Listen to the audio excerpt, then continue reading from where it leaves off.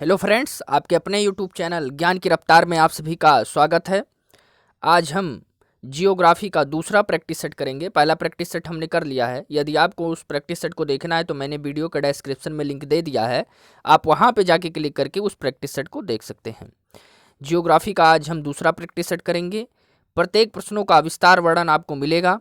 आप पेन और पेपर लेके बैठिए और जो आपको इम्पोर्टेंट पॉइंट्स लगे उनको आप नोट कीजिए, क्योंकि मैं इसके क्वेश्चन के साथ साथ जो एडिशनल फैक्ट बताऊंगा वो बहुत ही इंपॉर्टेंट होते हैं। वो हर ना किसी एग्जाम में ज़रूर पूछे जाते हैं। तो पेन और पेपर लेके बैठिएगा और इम्पोर्टेंट्स जो पॉइंट लगेंगे उसको आप नोट करते रहिएगा। चलिए, आज का पहला क्वेश्चन, भारत निम्नलिखित में से किस गोलार्ध में स्थित है? ऑप्शन है आपके उत्तरी और पूर्वी, दक्षिणी और पूर्वी, उत्तरी और पश्चिमी, या उत्तरी और दक्षिणी। तो इसका जो सही आंसर है आपका वह है आपका ऑप्शन नंबर ए, उत्तरी और पूर्वी। जो आपकी भारत की आकृति है वो कैसी है? चतुष्कोणीय है। मैं एक इमेज लेके आया हूँ, उस इमेज के माध्यम से आप लोग देखिए, यहाँ पे आपको क्लियर हो जाएगा। देखिए यहाँ पे इस इमेज को आप लोग ध्यान से देखिए, ठीक है। ये आपका जो है वो आपका वर्ल्ड मैप है। ये आपका रहा वर्ल्ड मैप। यहाँ पे एक लाइन आप लोगों को दिख रही होगी। इस लाइन को क्या बोलते हैं? इक्वेटर, यानी कि भूमध्य रेखा या विषुवत रेखा। यहाँ पे आप जब एशिया में आएंगे, एशिया में यहाँ पे आपका यहाँ नीचे की साइड में ये रहा है आपका प्यारा भारत। आपको दिख रहा होगा, ये आपका रहा प्यारा भारत। अब यहाँ पे देखिए, जो आपकी इक्वेटर लाइन है, ये जो आपकी भूमध्य रेखा है या कि जिसको आप विषुवत रेखा बोलते हैं, ये आपकी ऐसे हो गई। अब देखिए यहाँ पे मैं आपको बता दूं कि दिशाएं कैसे देखी जाती हैं। दिशाएं इस प्रकार से देखी जाती हैं कि आपके ऊपर के साइड में नॉर्थ होता है, नीचे के साइड में साउथ होता है, इसके बाद आपके दाएं वाले हाथ के साइड में आपका ईस्ट होता है और बाएं वाले हाथ के साइड में आपका वेस्ट होता है। अब यहाँ से आप इक्वेटर से देखिए, मान लीजिए आपकी जो ये लाइन है, ये जो लाइन है आपकी बीच वाली, वो आपकी क्या है?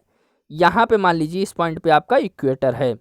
यहाँ के ऊपर साइड में, इक्वेटर के ऊपर के साइड में नॉर्थ माना जाता है, नीचे वाले साइड में साउथ माना जाता है, दाएं वाले साइड में ईस्ट माना जाता है और बाएं वाले साइड में वेस्ट माना जाता है। अब देखिए यहाँ पे ऊपर की साइड में आप जाइए। ऊपर की साइड में जब आप जाएंगे, यहाँ पे आपका इंडिया जो है वो क्या है? इक्वेटर से ऊपर की साइड में है, मतलब नॉर्थ की साइड में है, ठीक है। अब नॉर्थ की साइड में है, नॉर्थ की साइड में किस दिशा में है? आप यहाँ पे देख रहे होंगे, वर्ल्ड मैप में देख रहे होंगे, ये जो आपका इंडिया है वो ईस्ट की साइड में है। आपका ये पूरा वर्ल्ड मैप रहा आपका इंडिया। देखिए यहाँ से जो आपका इंडिया है वो आपके ईस्ट की साइड में दिख रहा होगा। यह जो ईस्ट डिसाइड होता है, जो आपका नॉर्थ डिसाइड हुआ वो आपकी इक्वेटर लाइन से डिसाइड हुआ, लेकिन जो आपका ये ईस्ट और वेस्ट डिसाइड होता है, पूर्व और पश्चिम जो डिसाइड होता है, ये आपकी जो है वो देशांतर रेखाओं से इसका विभाजन होता है कि कौन सी कंट्री ईस्ट में पड़ेगी या कौन सी कंट्री वेस्ट में पड़ेगी। चलिए वो अलग की बात है।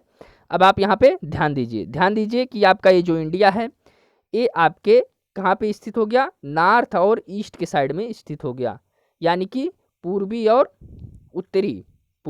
उत्तरी भाग में जो है आपका इंडिया स्थित हो गया। अब देखिए इनके हम कुछ अक्षांश को देख लेते हैं। ये जो आपका सबसे ऊपरी वाला पॉइंट है, यहाँ पे जो आपका सबसे ऊपर पॉइंट दिखाई दे रहा है, यहाँ पे ऊपर की साइड में, ये जो है आपका जो आपका विस्तार है इसका, ये जो है 8 डिग्री 4 मिनट से 37 डिग्री 6 मिनट, मतलब ऊपर की साइड में कितना है? ये नॉर्थ वाले ऊपर की साइड में कितना है? ये आपका 37 डिग्री 6 मिनट। नॉर्थ वाले साइड में कितना है? 37 डिग्री 6 मिनट। ठीक ऊपर की साइड में यहाँ भी नॉर्थ ही माना जाएगा, क्योंकि ये इक्वेटर से नॉर्थ ही है। हालांकि ये साउथ का पार्ट है इंडिया का, लेकिन इंडिया का साउथ पार्ट है। लेकिन आपके जो आपका वर्ल्ड है, जो आपकी इक्वेटर है, उसके एक किस पॉइंट में? नॉर्थ पॉइंट में ही है। तो ये 37 डिग्री 6 मिनट से लेके आपका जो ये नीचे वाला पॉइंट है, ये आपका कितना है? 8 डिग्री 4 मिनट। ये कितना है आपका? 8 डिग्री 4 मिनट।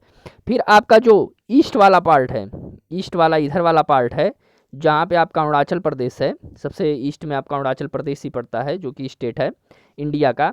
ये आपका जो है वो 97 डिग्री 25 मिनट, 97 डिग्री 25 मिनट आपका है, ठीक है। और फिर इधर वाला पार्ट जो इंडिया का वेस्ट वाला पार्ट है, इंडिया का तो वेस्ट का पार्ट है, लेकिन अगर जो ये देशांतर रेखाओं के उसमें देखा जाएगा, जहाँ उसके रिस्पेक्ट में, तो ये आपका ईस्ट में ही पड़ेगा।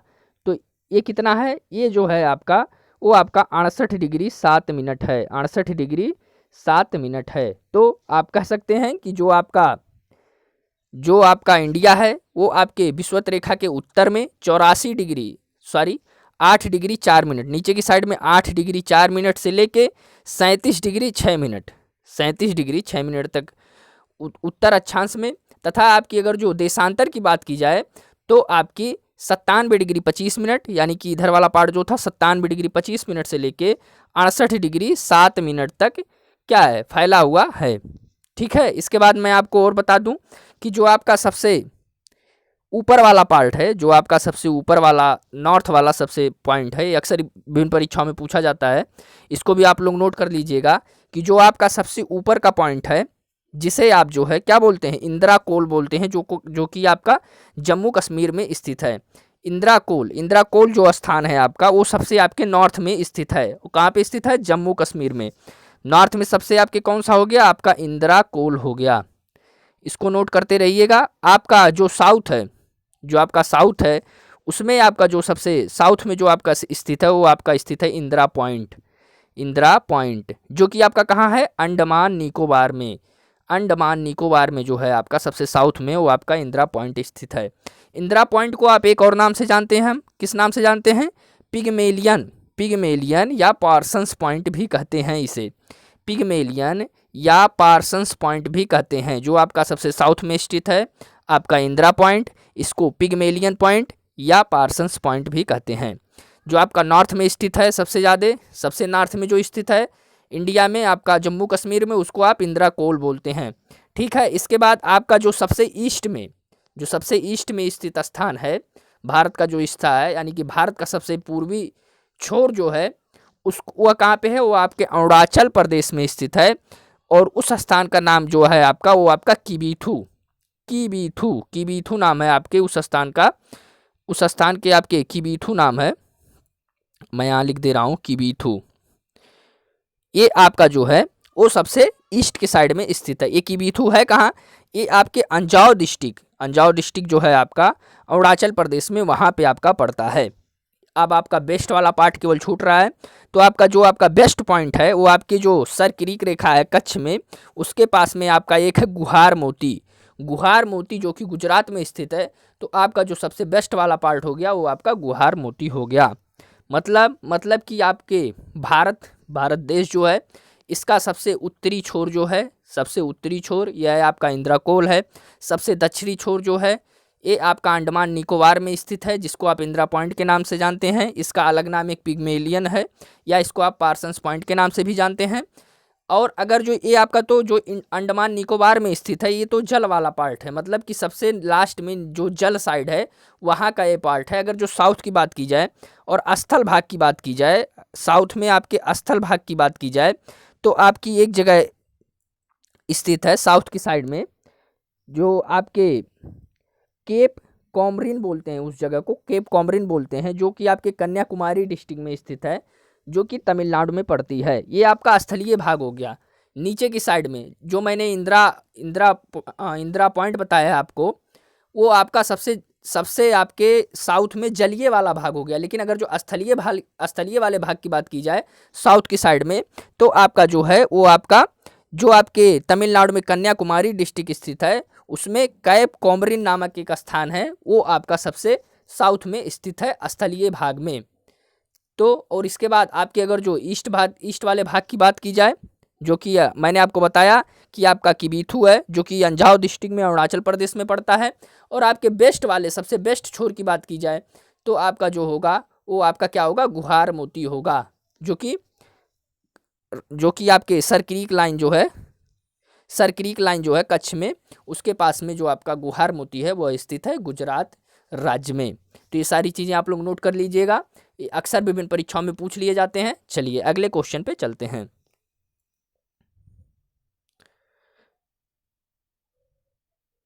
भारत का प्रथम सौर शहर कौन सा है? ऑप्शन है आपके आनंदपुर साहिब, मुंबई, बेंगलोर या आपका दिल्ली। तो इसका जो सही आंसर है आपका वह है आपका option number A, Anandpur Sahib. मैं आपको बता दूं कि जो आपका पंजाब है वहाँ में आपका एक रूपनगर जिला है, रूपनगर जिले में आपका आनंदपुर साहिब स्थित है और यह भारत का पहला जो है सौर शहर माना जाता है। इसकी स्थापना जो की गई थी वो आपके सिख गुरु तेग बहादुर ने 1665 ईस्वी में की थी। आनंदपुर साहिब सोलर प्रोजेक्ट जो है वो आपके PEDA अच्छा PEDA ये क्या है? PEDA मतलब कि आपकी पेजान एनर्जी डेवलपमेंट एजेंसी द्वारा शुरू की गई थी। पेजान एनर्जी डेवलपमेंट एजेंसी द्वारा शुरू की गई थी, जिसका उद्देश्य था कि आपकी जो नवीकरणीय ऊर्जा हैं इनके स्रोत को बढ़ाना। चलिए अगले क्वेश्चन पे चलते हैं। डंकन पैसेज निम्नलिखित में से किसके बीच स्थित है?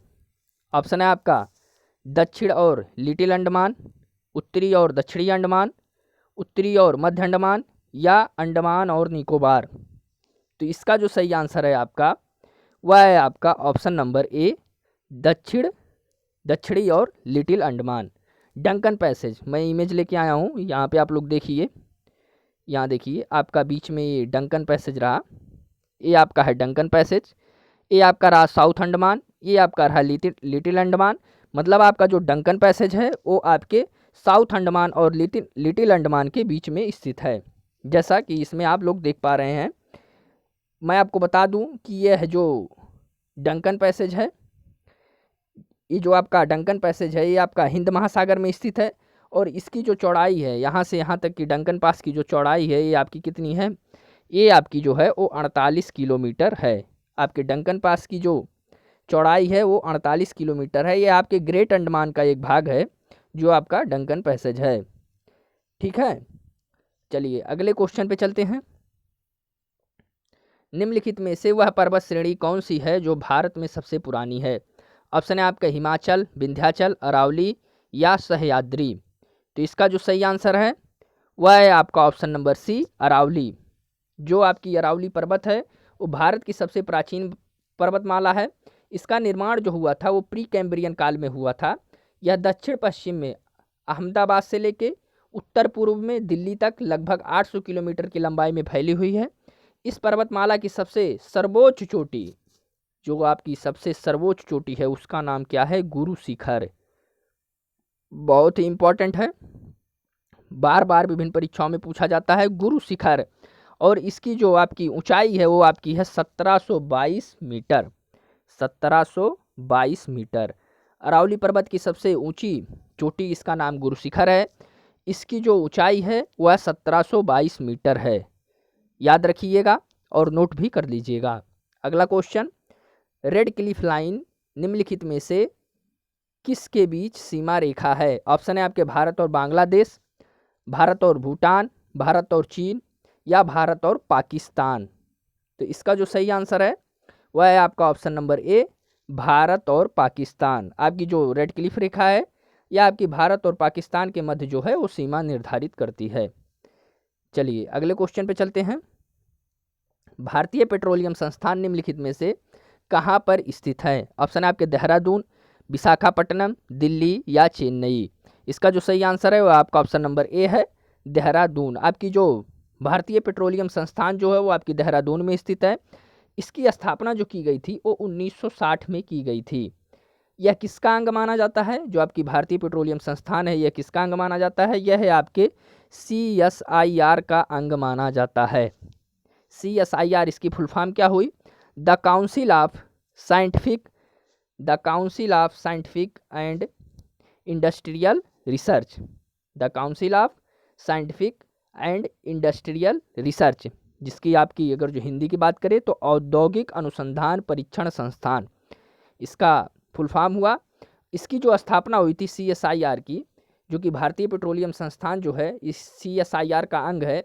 इस CSIR की जो स्थापना हुई थी वो आपकी जो हुई थी वो 26 दिसंबर 1942 को इसकी स्थापना हुई थी।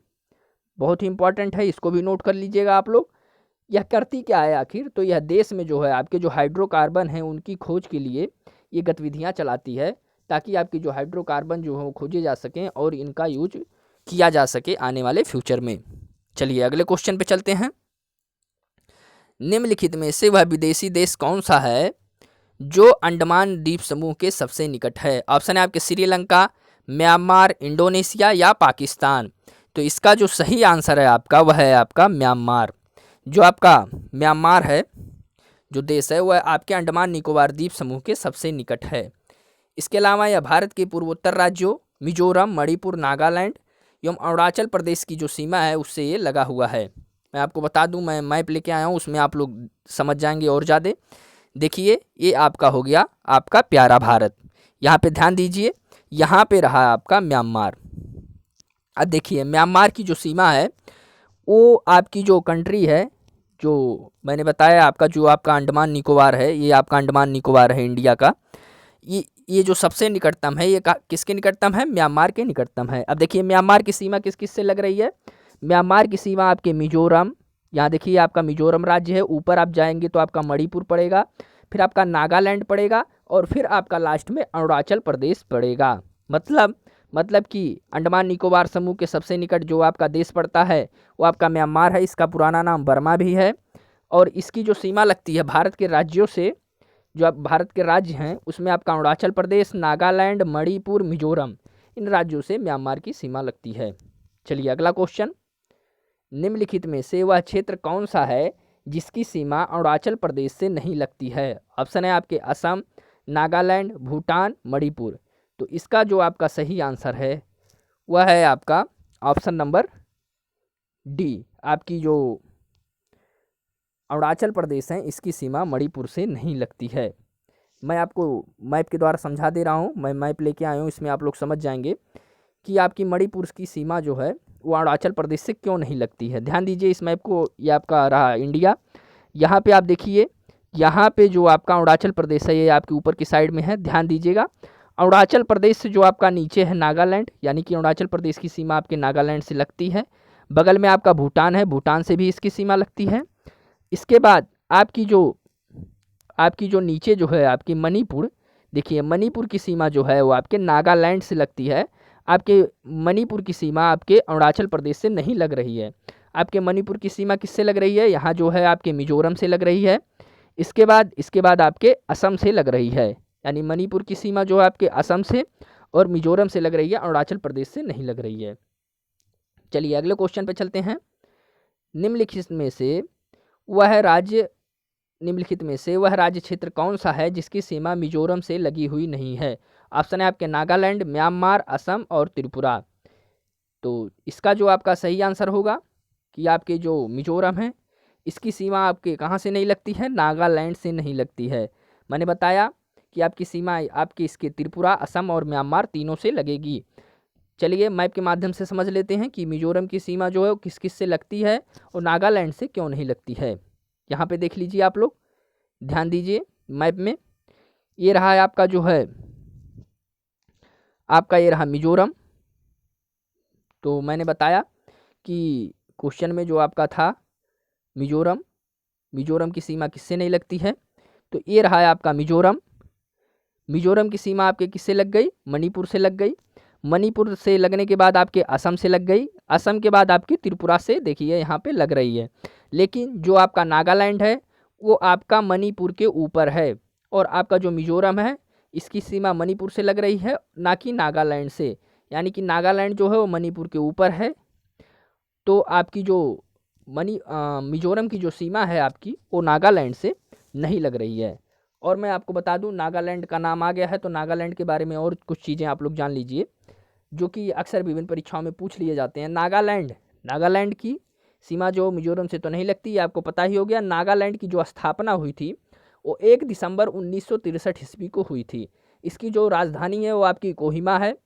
कोहिमा, यहाँ पे जो है 16 प्रकार की प्रमुख जनजातियाँ पाई जाती हैं नागालैंड में। अधिकतर जनसंख्या जो है यहाँ की वो ईसाई धर्म को मानती है। यह एक पर्वतीय राज्य है, यहाँ पे पर्वत बहुत पाए जाते हैं। नागा पहाड़ियाँ आपने सुनी होगी, वो यहीं पे स्थित हैं।